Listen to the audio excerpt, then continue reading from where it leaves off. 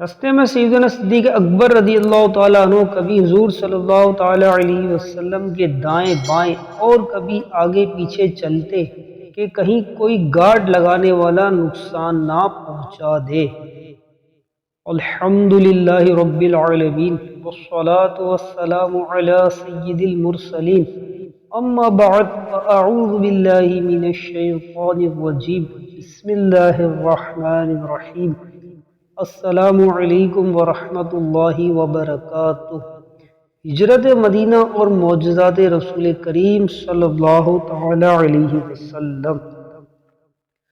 مشرکین مکہ کا ظلم و ستم بڑھا تو اہل ایمان بارگاہ رسالت سے اجازت پا کر مکہ شریف سے مدینہ المنورہ ہجرت کر گئے۔ پھر جب کفار نے غلبہ اسلام سے خوفزدہ ہو کر حضور نبی کریم صلی اللہ تعالی علیہ وسلم کے قتل کا ناپاک منصوبہ بنایا تو با حکم الہی آپ صلی اللہ تعالی علیہ وسلم نے بھی حضرت سیدنا صدیق اکبر رضی اللہ تعالی عنہ کے ساتھ ہجرت فرمائی۔ کفار کا سخت پیرا تھا آپ صلی اللہ تعالی علیہ وسلم حضرت سیدنا علی رضی اللہ تعالی عنہ کو اپنے بستر پر لٹا کر سورہ یاسین کی آیات تلاوت کرتے ہوئے ان کفار کے سروں پر مٹی ڈال کر کاشان اقدس سے نکل گئے۔ حضرت سیدنا صدیق اکبر رضی اللہ تعالیٰ عنہ کو ساتھ لیا اور مکہ مکرمہ کی دائیں جانب 4 کلومیٹر پر واقع غار ثور میں قیام فرمایا۔ رستے میں سیدنا صدیق اکبر رضی اللہ تعالیٰ عنہ کبھی حضور صلی اللہ تعالیٰ علیہ وسلم کے دائیں بائیں اور کبھی آگے پیچھے چلتے کہ کہیں کوئی گارڈ لگانے والا نقصان نہ پہنچا دے۔ چلنے میں مبارک انگلیاں دکھنے لگی تو انہوں نے آپ صلی اللہ تعالی علیہ وسلم کو کندھوں پر اٹھا لیا اور غار تک لے گئے۔ پہلے خود داخل ہوئے تاکہ کوئی موذی جانور ہو تو مجھے تکلیف پہنچائے اور میرے آقا صلی اللہ علیہ وسلم محفوظ رہیں۔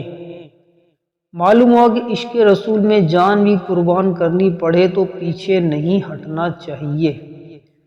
غار ثور میں حضرت سیدنا عبداللہ بن ابو بکر، حضرت سیدنا اسما اور حضرت سیدنا عامر بن محیرہ رضی اللہ تعالی عنہم خبریں پہنچانے، کھانا کھلانے، دودھ پلانے کی خدمت بجا لاتے رہے۔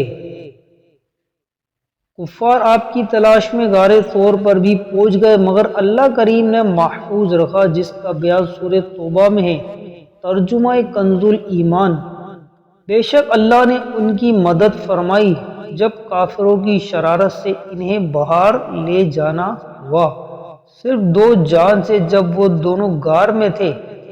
جب اپنے یار سے فرماتے تھے غم نہ کھا، بے شک اللہ ہمارے ساتھ ہے، تو اللہ نے ان پر اپنا سکینہ اطمینان اتارا۔ غار ثور میں 3 دن قیام کے بعد صبح مدینہ روانہ ہوئے۔ سفر ہجرت اور معجزات رسول کریم صلی اللہ تعالی علیہ وسلم۔ حضرت سیدنا صدیق اکبر رضی اللہ تعالیٰ عنہ کی ایڑی پر سانپ نے ڈس لیا تو لعاب دہن لگانے سے آرام آ گیا۔ کفار سے حفاظت کی خاطر غار کے منہ پر غیلان نامی درخت اگا دیا۔ 2 کبوتروں نے گھونسلہ بنا لیا اور مکڑی نے جالا تن لیا۔